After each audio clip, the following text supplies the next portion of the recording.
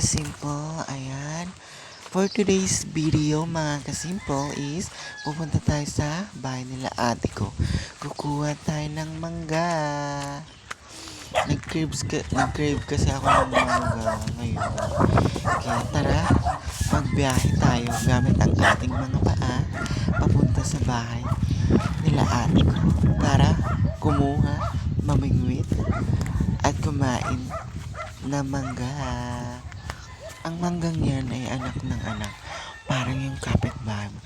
Napakarami anak ng anak. Yan, tingnan mo yung clouds formation. Napakaganda. Kasi bunga pala. Napakarami niyang bunga. So, dito tayo. An eternity later. 1 hour later. Ayan, nandito na tayo guys. Kaya tara, hanapin natin yung pamingwet. Tingnan niyo itong miracle fruit to. Napaka-dry. Parang sa antikopiling. Walang dilig. Pero may anak. May itlog. May bunga. Diba? Napaka-dry niya. Tingnan niyo naman. Ang dry. Dry na dry. Tingnan itong aso. Malambing. Napakalambing nito. Parang jowa. Malambing. Asan pa yung pamingwit na yan? Kung saan ko na hinahanap. Diyos ko, tinago na naman nila kung saan madamot kasi sila. Ayun na lang. May nakaiwan na kung sino-sino. Kaya pinagdadamot nila minsan. Kaya tinatago na yung pamingwit para walang makakuha. Hanapin nga natin dito sa may sa may mga manukan. Baka nandito lang pamingwit. Baka dito nila nilagay. Hindi din yung mga manok, napakasarap ng pampulutan sa inuman. Diba? May pato pa, oh. Ginagawa? Yan mga kasimple, nahanap na natin ng pamingwet. Mahiwagang pamingwet. Ayan, isa. Kumuha tayo ng isa. Kuha ng pangalawa. Ayan, syempre kuha din tayo ng pangatlo. Oops, hindi na mahulog. Ayan, nahulog din ang pangatlo. Oops. Hindi mo makuha yan, girl. Ayan, tama na. Hindi mo masyado maubos yan. Tama na yung tatlo. Marami na masyado yan. Ayan. Tingin-tingin pa tayo. Ayan, tama na nga. Isolin na natin tong pamingwit. Itago din natin para walang makakuha. Kung sino-sino. Kuha na naman dito. Ayan, syempre yun yung mga nakuha natin. Tatlo lang kinuha natin, guys. Wait lang, saan ko naman nilagay yung tsinelas ko? May langgam kasi kanina. Kaya, ayan, doon ko lang pala nilagay yung tsinelas ko. Diyos, pinaka ko pa sa may tricycle. Siyempre, hanap tayo ng plastic. Ayan, namuha pa ka ng plastic. Kung saan, hindi natin alam kung may tae o may dumi. Napakarumi. Ayan, tatlo lang ginawa natin, guys. Kasi baka hindi natin maubos. Baka kapag masyado natin kumatay na marami, baka magtailang tayo, guys. Kaya tatlo lang kunin natin. Hindi din natin maubos yun, guys. Isolid na natin itong pamingwit. Itago din natin ang bonggang-bong para walang makakit, para walang makakuha na kung sino-sino na. Ayan, itago natin ito sa may gilid. Tignan yung mga kasimple, may kambing pa. Masarap yan pang kaldereta. Ang yummy yan. Dito natin lagay sa gilid yung pamingwit para walang makakita, diba? Ayan, syempre lakad-lakad. Punta na tayo. Ayan, tatlo lang kinuha ko. O, diba? I love you. Tatlo lang kinuha ko. Simple. Andito na sa bahay. Labas na natin sa supot. Sa plastic. Ang tatlong mangga. Ayan, syempre. Napakasarap nito. Kainit. Diba? O, tatlo lang kinuha ko talaga, guys. Syempre, kuha tayo ng kutsilyo. Ihanda na at balatan natin ang pakwan. Este mangga. Ayan, balat natin na parang apple, di ba? Oh, pabilog. Parang yung pambibilog niya sa'yo. Di ba? Oh, nakita nyo, di ba? Siyempre, nice ko yung camera. Hindi masyadong nakikita. Ayan, siyempre, pabilog. Parang yung pambibilog niya sa'yo, guys. Mga kasimple, parang yung pambibilog niya lang sa'yo. Siyempre, pabilog. Ayan. Bilog na naman. Ay, hindi na pala. Ayan. Siyempre, balatan natin ng bonggang-bongga. Yung walang matikip. Balat. Siyempre, nabalatan na natin at kunin natin ang kitchen. At siyempre, hugasan. Siyempre, madumi ang kamay natin kanina. Kaya dapat lang na i-cleanse natin. Wow! I-cleanse natin. Siyempre, kuha tayo ng latito, mangkok.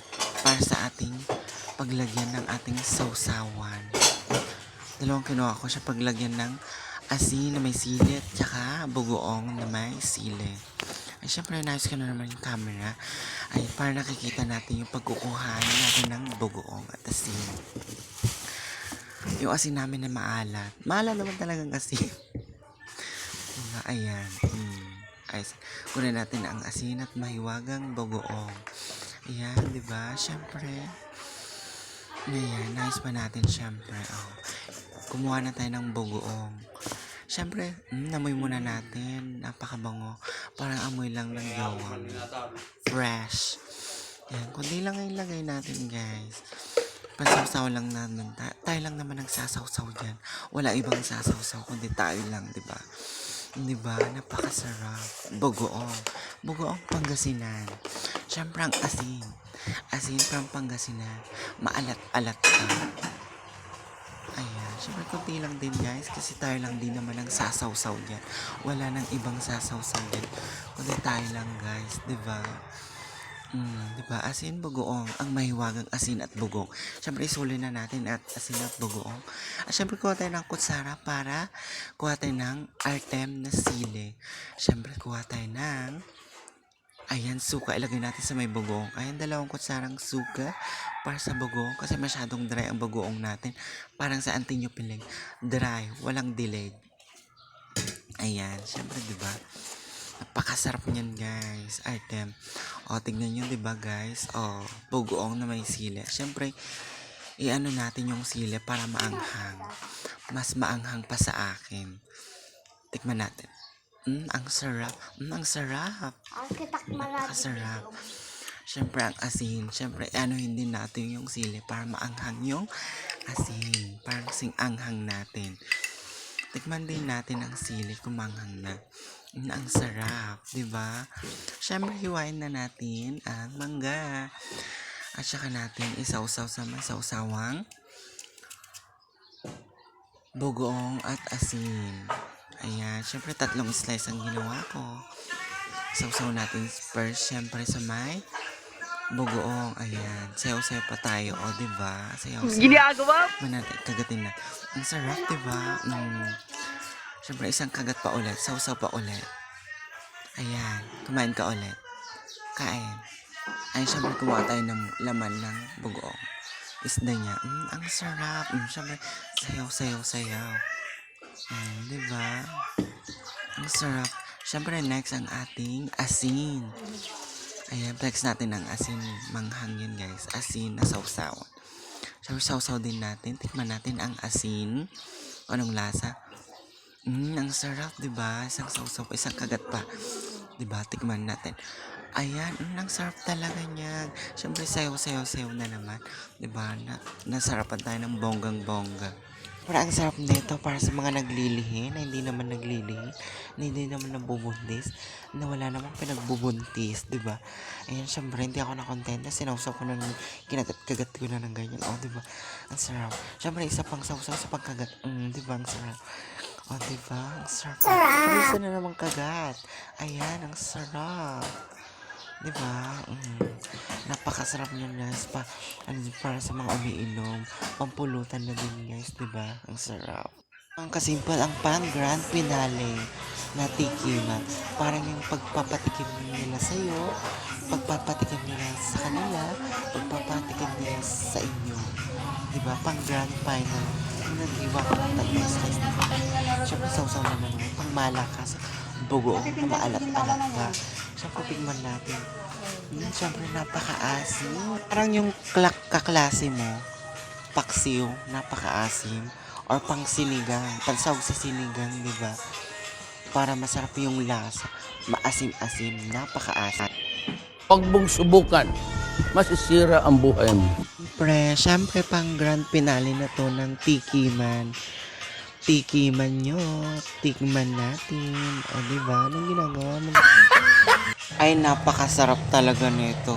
The best ang mangga ng Pilipinas, diba? Siyempre, ang sausaw mo pa. Bugoong na may sili. Asin na may sili. Lalo kapag sobrang anghang, napakasarap. Parang ako. Ay, parang sila. Ay, parang ikaw. parang yung jowa mo. Napakasarap ng pagmamahal niya sa'yo. Yan, syempre gumawa pa ako ng mangga na may palamang bagoong. Tingnan nyo, diba? Parang biskuit lang ginawa ko. O, tingnan nyo. O, diba? Napakasarap niyan. Gawin nyo to. Ayan, bye guys. Ingat.